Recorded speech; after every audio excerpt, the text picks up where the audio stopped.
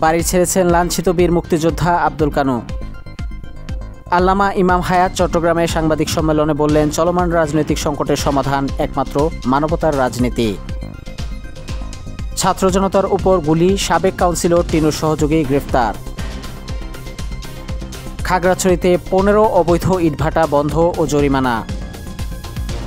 সাংবাদিক সোহাগ আরিফিনের বাবার ইন্তেকাল, দাফন সম্পন্ন ও শোক প্রকাশ।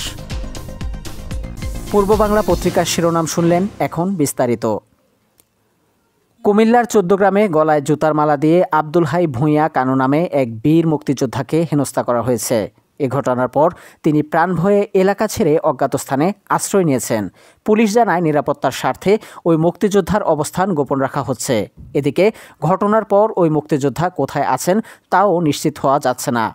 এরই মধ্যে ঘটনার ভিডিও ফুটেজ দেখে 7 জনকে শনাক্ত করা হয়েছে। তবে গ্রেফতার এড়াতে আগেই জড়িতরা এলাকা ছেড়ে পালিয়ে গেছে। এদিকে বীর মুক্তিযোদ্ধা কানুর ছেলে, স্থানীয় বাতিশা ইউনিয়ন যুবলীগের সাধারণ সম্পাদক গোলাম মোস্তফা ভূঁইয়া বিপ্লব বলেন, এই হেনস্থার পর বাবা অনেক অসুস্থ হয়ে পড়েছেন। নিরাপত্তার স্বার্থে বাবাকে জেলার বাইরে নিয়ে চিকিৎসা করাচ্ছি। চলমান রাজনৈতিক সংকটের কারণ ও মুক্তির পথ তুলে ধরে বক্তব্য রাখেন ইনসানিয়াত বিপ্লবের চেয়ারম্যান আল্লামা ইমাম হায়াত। রাজনৈতিক সংকটকে জীবনের সংকট উল্লেখ করে সংবাদ সম্মেলনে আল্লামা ইমাম হায়াত বলেন, চলমান রাজনৈতিক সংকট শুধু রাজনীতির পদ্ধতিগত উপরিকাঠামোর সাধারণ সংকট নয়, রাষ্ট্র ও জীবনের গভীর সংকট।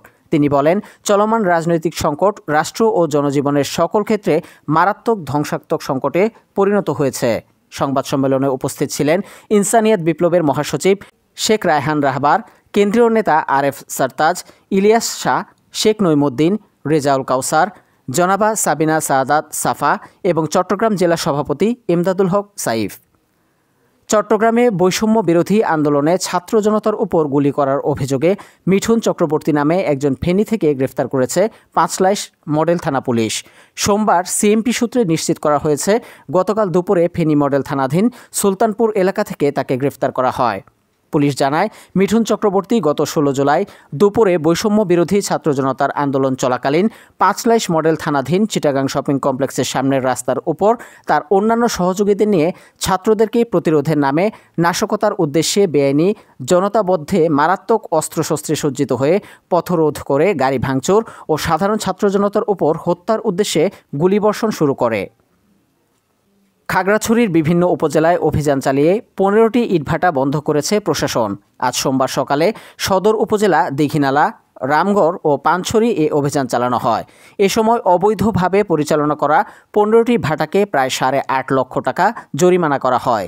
এর মধ্যে সদর উপজেলায় 3টি, দীঘিনালায় 2টি, পানছড়িতে 2টি এবং রামগড়ে 4টি, গুইমারা ও মানিকছড়িতে 4টি ইটভাটা বন্ধ ঘোষণা করা হয়।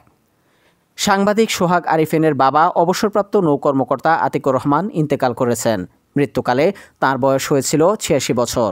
তিনি চট্টগ্রামে হালিশহর বি ব্লক 16 নং লেনের বাসিন্দা ছিলেন। দীর্ঘদিন যাবৎ এই এলাকার বসবাস করছেন পরিবার পরিজন নিয়ে।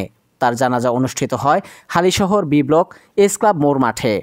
এ সময় আতিকুর রহমানের ছেলে সাংবাদিক সোহাগ আরিফিন বাবার হয়ে সকলের কাছে ক্ষমা চান। জানা যায়, পূর্ব বাংলা পত্রিকার সম্পাদক এম আলী হোসেন, আলোকিত চট্টগ্রামের ভারপ্রাপ্ত সম্পাদক হাসান আকবর চৌধুরী, মিডিয়া এক্রোপ্রেসের সম্পাদক এন.এ. খোকন, সাংবাদিক শফিকুল ইসলাম, সৈয়দ মিজানুর রহমান, সমরকন্দি, শহীদুল ইসলাম সহ বিভিন্ন পেশার লোকজন অংশ নেন।